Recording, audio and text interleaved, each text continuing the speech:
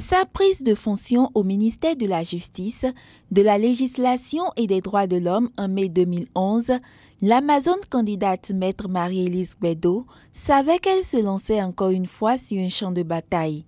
La preuve, elle a été accueillie par une grève du personnel. Elle s'est donc fixée pour objectif redonner confiance aux justiciables et redorer le blason de la justice béninoise. Il n'est un secret pour personne que l'opinion publique perçoit aujourd'hui tous les acteurs de la justice que nous sommes comme des impurs et considèrent toute notre justice comme un vêtement souillé. L'opinion publique assoiffée de justice n'est pas toujours tendre avec les acteurs de la justice. Chacun y va de ses commentaires et critiques. Non, je pense que la justice béninoise est une justice qui doit un peu se refaire parce que il y a assez de problèmes. Je pense qu'il y a assez de problèmes. Elle est souvent la justice qui donne solution à la tête du client. Bon, mais c'est peut-être un préjugé. Mais je pense que c'est là se situe un défi que le ministre de la Justice doit essayer d'aider les magistrats à relever, essayer de faire en sorte que la justice soit vraiment au service des justiciables. La justice doit se mettre au service du développement. Elle doit être rendue, quelle que soit la nature du client, et doit se rapprocher des justiciables. Pour joindre l'acte à la parole, de nouveaux tribunaux ont été érigés à Kobe, à Lada et Savalou et une cour d'appel à Abomey, sous financement du gouvernement américain à travers le programme du Millennium Challenge Corporation. C'est dans ces locaux que seront appréciées désormais toutes les affaires jugées par les tribunaux de première instance des départements du Zou et des collines, du Mono et du Koufo qui sont frappés d'appel. Je formule donc le vœu que l'ouverture de ces nouveaux bureaux constitue un ferment d'efficacité dans la conduite des affaires au niveau des différents services de la Cour d'appel d'Abomey, afin que le justiciable se détourne de la perception qu'il a de la justice comme une machine lourde et peu accessible au commun des Béninois. Il n'est aucun doute que le bon fonctionnement du système judiciaire constitue le socle de la démocratie. C'est donc avec beaucoup de joie que je constate que la noble et exaltante tâche d'édification de la démocratie et des droits humains se poursuit avec succès dans notre cher et beau pays, la République du Bénin.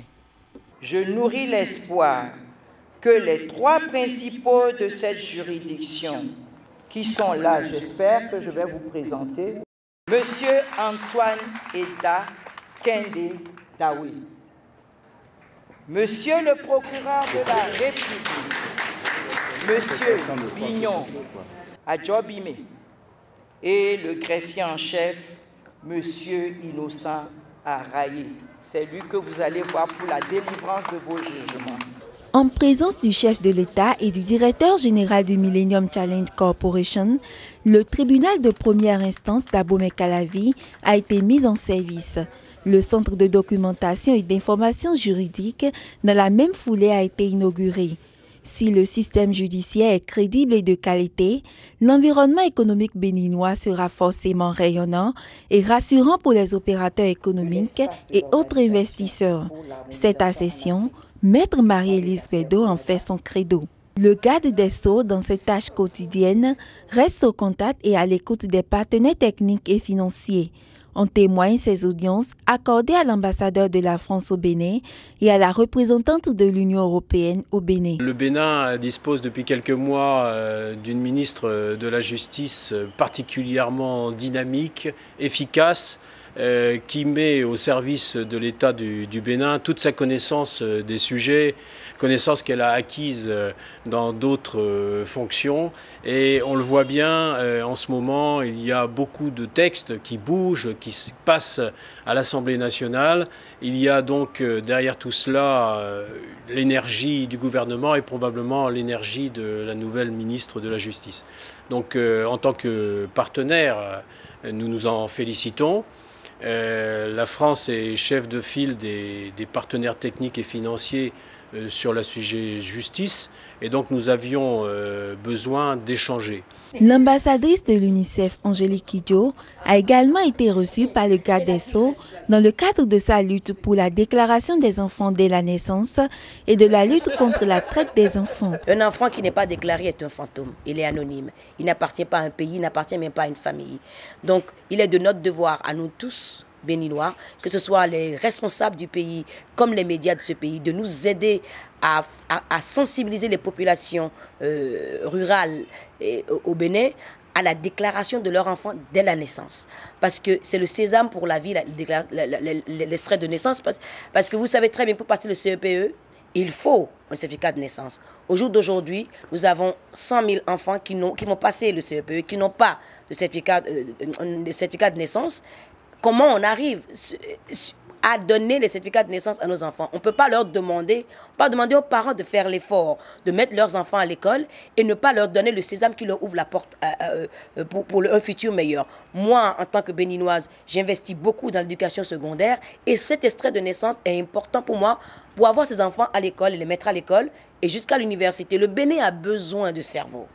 Le Bénin a besoin de la relève, de la lutte que mène la ministre de la Justice et d'autres femmes dans ce pays pour qu'on s'en sorte. On ne peut pas continuer tout le temps à se reposer sur les autres pour régler nos problèmes. Nous ne sommes pas plus idiots que les autres. Et les Béninois, on nous appelle toujours les intellos d'Afrique. Faisons les choses correctement.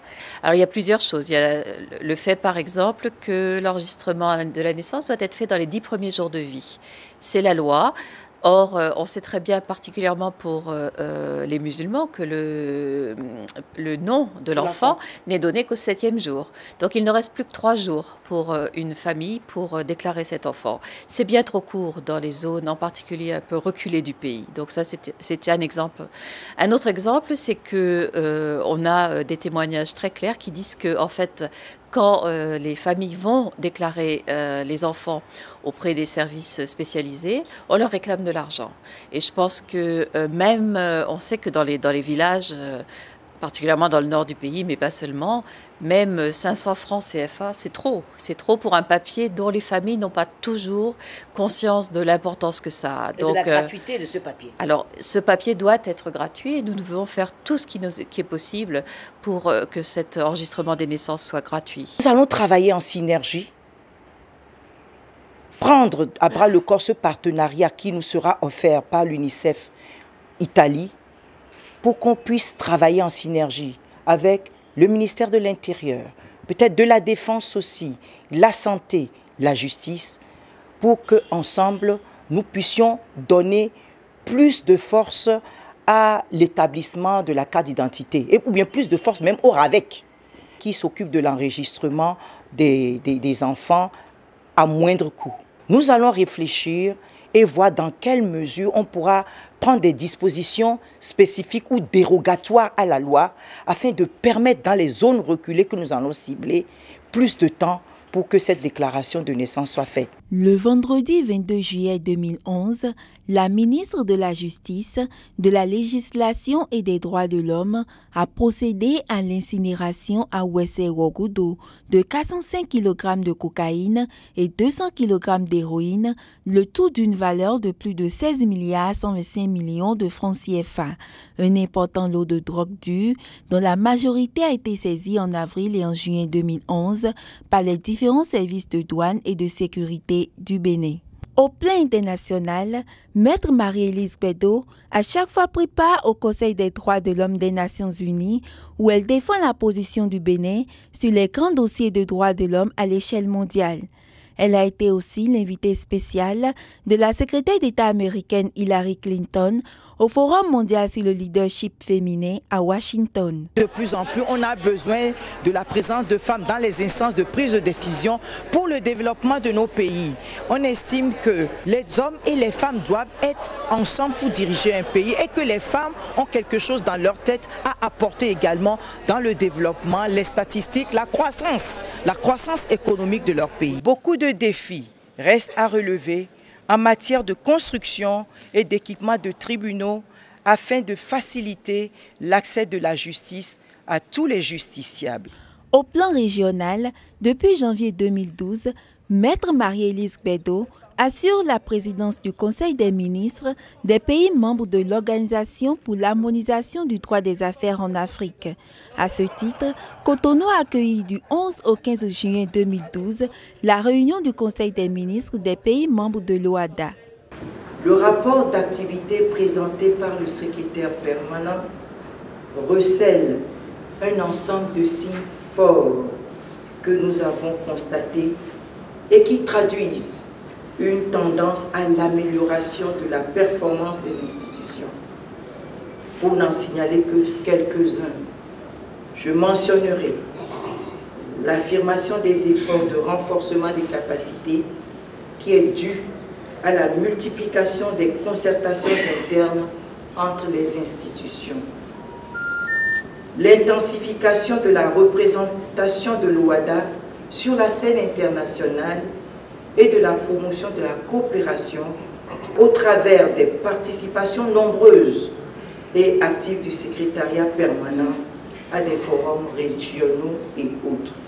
Autre activité à mettre à l'actif du cadre des Sceaux, l'organisation pour la première fois dans l'histoire de ce ministère de la formation des journalistes sur la connaissance du secteur judiciaire, la sortie du 2e numéro après 5 ans d'absence du magazine d'information du ministère de la Justice.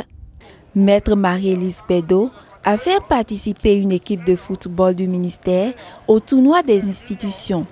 Elle était aux côtés des femmes du ministère lors de la célébration le 8 mars 2012 de la Journée internationale de la femme.